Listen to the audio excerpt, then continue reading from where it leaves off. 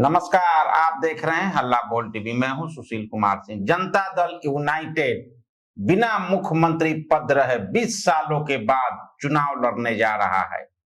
आज जनता दल यूनाइटेड ने आज कन्हैया प्रसाद को अपना उम्मीदवार बनाया है। इस चुनाव में जनता दल यूनाइटेड या फिर आरजेडी जीतेगा। आइए इस बारे में आगे बात करते हैं हल्ला बोल टीवी के editor in chief Deepak Sharma से। देखिए, जिस चुनाव की बात कर रहे हैं सुशील जी, ये बिहार के भोजपुर बक्सर स्थानीय जो विधान परिषद सीट का चुनाव है, उस चुनाव की हम लोग बात कर रहे हैं। ये उपचुनाव हो रहा है बिहार विधान परिषद की एक सीट के लिए। इस उपचुनाव में आज जनता दल यूनाइटेड ने कन्हैया प्रसाद को टिकट दिया है। अब जदयू के कन्हैया प्रसाद का सामना आरजेडी के सोनू राय से होगा और ये टक्कर भीषण होगी, क्योंकि पहली बार 20 सालों के बाद जदयू के पास बिना मुख्यमंत्री का पद रहे जदयू कोई चुनाव लड़ने जा रहा है 20 सालों के बाद। और बिना मुख्यमंत्री पद रहे ये जो चुनाव होगा, इसमें जदयू जीतेगा या राष्ट्रीय जनता दल जीतेगा, यह फैसला तो वहां की जनता करेगी। लेकिन राधाचरण शाह के बेटे कन्हैया प्रसाद को जनता दल यूनाइटेड ने भोजपुर बक्सर का जो बिहार विधान परिषद सीट के लिए एक सीट के लिए जो बाईपोल होने जा रहा है, उपचुनाव होने जा रहा है, उसमें वहां लड़ाई होगी कन्हैया प्रसाद जनता दल यूनाइटेड से, और तेजस्वी यादव ने सोनू कुमार राय को टिकट दिया है। कन्हैया प्रसाद जेडीयू के एमएलसी की जो सीट है उसके उम्मीदवार होंगे। कन्हैया प्रसाद कौन है, हम आपको बताते हैं। कन्हैया प्रसाद प्रभावशाली जनता दल यूनाइटेड नेता राधाचरण शाह के बेटे हैं। राधाचरण शाह पहले आरजेडी में रहे हैं, बाद में वो जनता दल यूनाइटेड में आ गए। कन्हैया प्रसाद को जेडीयू ने विधानसभा 2025 में चुनाव लड़ाया, टिकट दिया और ये चुनाव जीत गए। जीतकर विधायक बन गए राधाचरण शाह, और यह जो सीट है एमएलसी की, यह खाली हो गई। इस पर अब उपचुनाव होने जा रहा है। इस उपचुनाव में राधाचरण शाह के बेटे कन्हैया प्रसाद को जेडीयू ने उम्मीदवार बनाया है।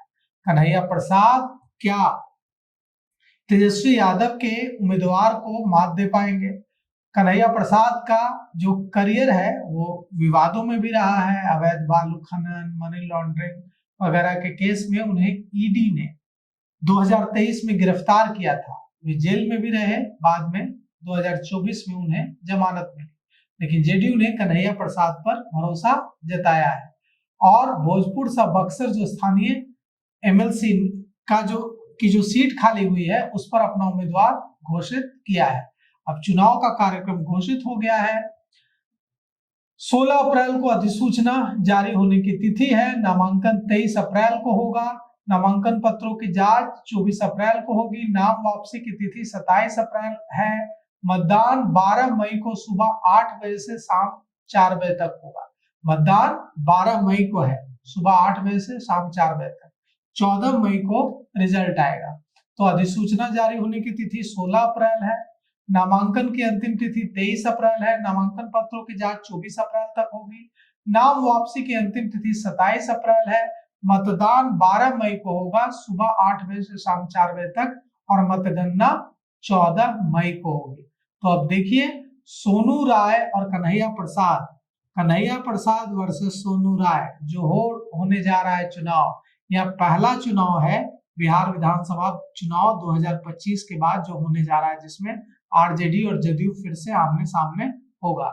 अब इस चुनाव में जीत का एक बड़ा मैसेज जाएगा पूरे बिहार में, क्योंकि यह मुख्यमंत्री की कुर्सी छोड़ने के बाद बिना जदयू के पास मुख्यमंत्री की कुर्सी रहे पहला चुनाव। जीतन राम मांझी भी जब बने थे मुख्यमंत्री, नीतीश कुमार ने उन्हें बनाया था, तो मुख्यमंत्री की कुर्सी तो जदयू के पास ही थी ना। लेकिन ऐसा पहली बार होगा जब जदयू के पास कुर्सी नहीं होगी और कोई चुनाव लड़ेगा जदयू 20 सालों के बाद। तो देखिए इस चुनाव में क्या कुछ होता है, किसके सिर सेहरा बनता है और जदयू अपना दम कितना दिखा पाता है। तो अब तो आने वाला समय जो 12 मई हो, जब चुनाव होगा, 14 को परिणाम आएंगे, तभी पता चलेगा जीत किसकी होती है। लेकिन पहली बार नीतीश कुमार मुख्यमंत्री नहीं रहेंगे और इस स्थिति में जेडीयू को सामना तो मुकाबला कांटेदार है, होगा, स्वाभाविक है। लेकिन बड़ी बात कि नीतीश के बिना केवल चेहरा होगा। आज जो बिहार के मुख्यमंत्री थे, इनके कामों पे जो इनको भरोसा था, लोगों को विश्वास था, अब क्या होता है इस आने वाला समय बताएगा। इस पेशकश में अभी तक इतना ही। देखते रहिए हल्ला बोल टीवी। धन्यवाद।